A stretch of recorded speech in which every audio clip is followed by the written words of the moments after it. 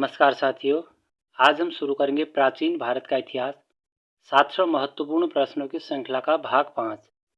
इससे पहले भाग 4 तक हम डिस्कस कर चुके हैं। चलिए देखते हैं भाग 5। महानतम कुषाण नेता कौन था जो बौद्ध बन गया था? कनिष्क। कुषाण काल के दौरान मूर्ति कला की गांधार शैली किसका मिश्रण है? भारत, ग्रीक, यूनानी की। कनिष्क की राजधानी कहाँ थी? पुरुषपुर। पुरुषपुर किसका दूसरा नाम है? पेशावर का। चरक किसके राज चिकित्सक थे? कनिष्क के। तक्षशिला के प्रसिद्ध स्थल होने का कारण था गांधार कला। भारत में सर्वप्रथम स्वर्ण मुद्राएं किसने चलाई? इंडो बैक्ट्रियनों ने। किस संग्रहालय में कुषाणकालीन मूर्तियों का संग्रह अधिक मात्रा में है? मथुरा संग्रहालय में।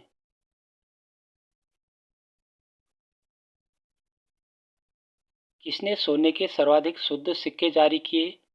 कुषाणों ने। सातवाहनों के समय में मुद्रा सर्वाधिक किस धातु से बनी? सीसा। कनिष्क के समकालीन कौन थे? नागार्जुन, अश्वघोष, वसुमित्र। किस वंश के शासकों ने ब्राह्मणों एवं बौद्ध भिक्षुओं को करमुक्त भूमि या गांव भूमि अनुदान देने की प्रथा आरंभ की? सातवाहन।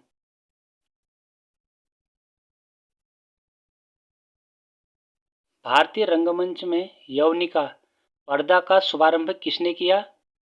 यूनानियों ने। भारतीयों के महान रेशम मार्ग किसने आरंभ कराया? कनिष्क ने। किसने बड़े पैमाने पर स्वर्ण मुद्राएं चलाई थी?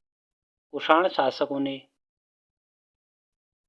चरक और नागार्जुन किसके दरबार की शोभा थे? कनिष्क। शक संवत का प्रारंभ किस सम्राट के शासनकाल में 78 ईस्वी से हुआ? कनिष्क के। तक्षशिला विश्वविद्यालय कहाँ स्थित था? पाकिस्तान में। प्राचीन काल में कलिंग का महान शासक कौन था? खारवेल। कुषाण काल में सबसे अधिक विकास किस क्षेत्र में हुआ? वास्तुकला के। सातवाहनों ने आरंभिक दिनों में अपना शासन कहाँ शुरू किया? महाराष्ट्र में। सातवाहन राज्य की राजधानी कहाँ थी? पैठन। कौन सा अभिलेख कलिंग नरेश खारवेल से संबंधित है? हाथी गुम्फा। किस सातवाहन नरेश ने गाथा सप्तशती नामक महत्वपूर्ण कृति की रचना की? हाल ने। सातवाहन शासकों की राजकीय भाषा क्या थी? प्राकृत। प्रियदर्शी की उपाधि किस शासक को मिली थी? अशोक को। देवपुत्र की उपाधि किस शासक को मिली? कनिष्क को। कलिंग चक्रवर्ती किसे कहा जाता था? खारवेल को। महेंद्रादित्य किसका नाम था? कुमार गुप्त का। विक्रम संवत कब से प्रारंभ हुआ? 58 ईस्वी पूर्व से। गुप्त संवत्सर कब से प्रारंभ हुआ? 320 ईस्वी से। कलिंग संवत्सर कब से प्रारंभ हुआ? 3102 ईस्वी पूर्व से। मौर्यों के बाद दक्षिण भारत में सबसे प्रभावशाली शासक कौन थे? सातवाहन। बुद्ध की खड़ी प्रतिमा किस काल में बनाई गई? कुषाण काल में।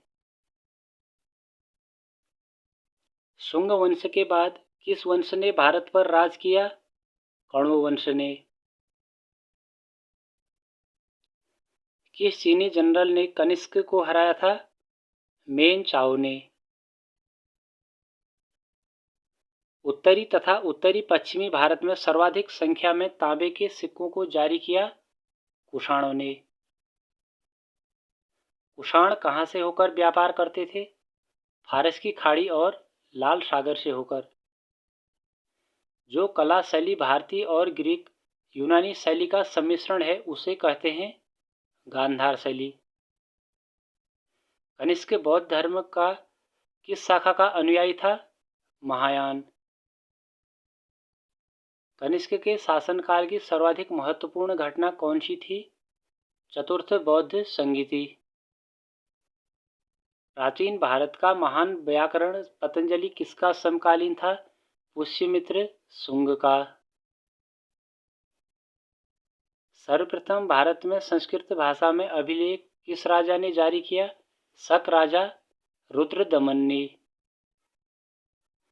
किस राजा के शासनकाल में ईसाई धर्म प्रचारक सेंट थॉमस भारत आया? गोंदो फिरनस। किस कुषाण शासक ने सर्वाधिक स्वर्ण मुद्राएं जारी की? कटफिशज द्वितीय ने।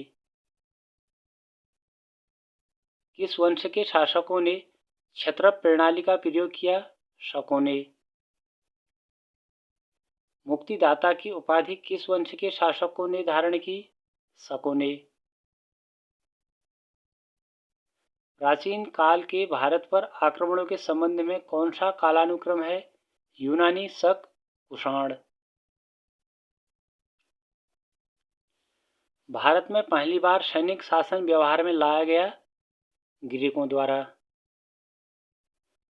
दूसरी सदी के प्रारंभ में उत्तरी अफगानिस्तान में स्थापित भारत यूनानी राज्य था?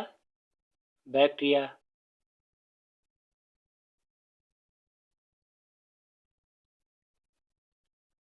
चार धातुओं सोना, चांदी, तांबा एवं सीसा के सम्मिश्रण से बनने वाले सिक्के को क्या कहा जाता था? कारशापण। सर्वप्रथम रोम के साथ किन लोगों का व्यापार प्रारंभ हुआ? तमिलों एवं चेरों का। मौर्योत्तरकालीन प्रमुख बंदरगाहों में कौन सा बंदरगाह नहीं था? कोचीन। मौर्योत्तरकालीन प्रमुख बंदरगाहों में कौन से बंदरगाह थे? बारबेरियम, बेरीगाजा, भड़ोच व अरिकामेडु। मौर्य उत्तर काल में किसने भारत में हिंद यूनानी राज्य की स्थापना की? डेमेट्रियस ने। कौन अपने पुत्र के हाथों में राज सत्ता सौंपकर बौद्ध भिक्षु हो गया? मिनांडर। कुषाणों का संबंध था चीन के यूची जनजाति से। कौन कनिष्क के बौद्ध होने के लिए उत्तरदायी था? अश्वघोष। चेदी की राजधानी कहाँ थी? कलिंग। कुषाण की राजधानी कहाँ थी? फिरोजपुर या पेशावर। रोमन साम्राज्य के अनुसरण पर किस वंश के शासकों ने केसर सीजर की उपाधि ग्रहण की? कुषाण। भरहुत के स्तूप का निर्माण किस काल में हुआ? शुंग काल में। सातवाहन नरेश हाल के समकालीन गुणाढ़ ने किस प्राकृत ग्रंथ की रचना की? बृहत कथा की।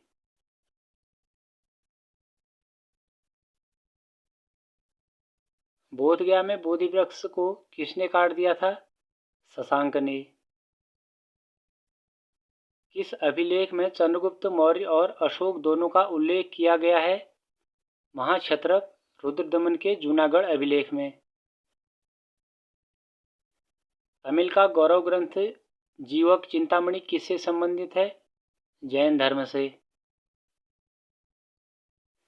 तमिल भाषा के शिल्पाधिकारम और मणिमेखलई नामक गौरव ग्रंथ किससे संबंधित हैं?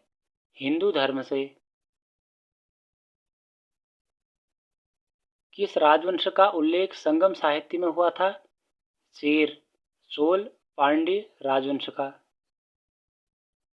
किस राजवंश का उल्लेख संगम साहित्य में नहीं हुआ था? कदंब राजवंश का। संगम युग में उरयूर किस लिए विख्यात था? कपास के व्यापार का महत्वपूर्ण केंद्र के लिए।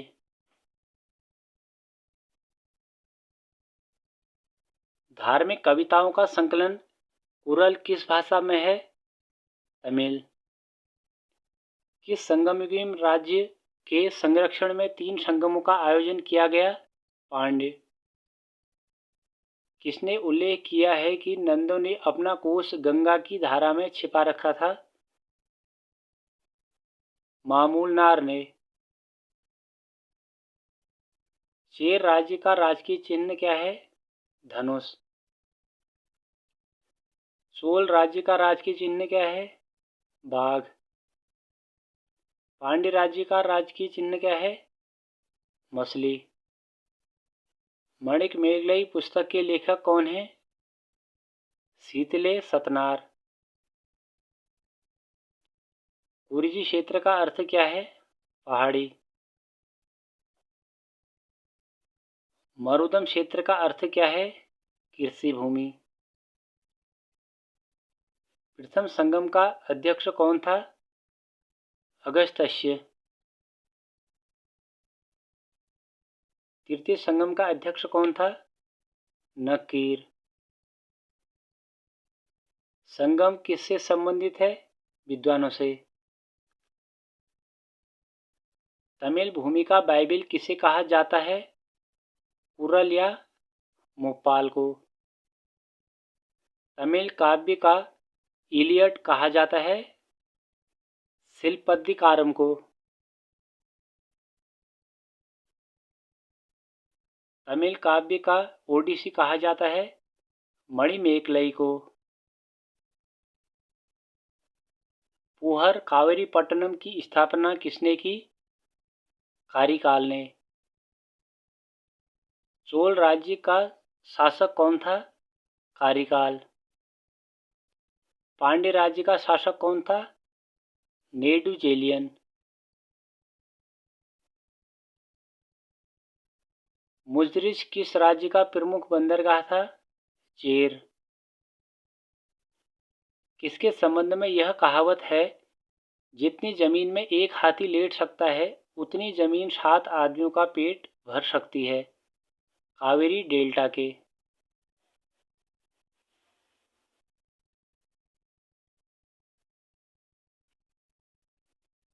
प्राचीनतम तमिल देवता मुरुगन किस वैदिक देवता के सदृश्य हैं?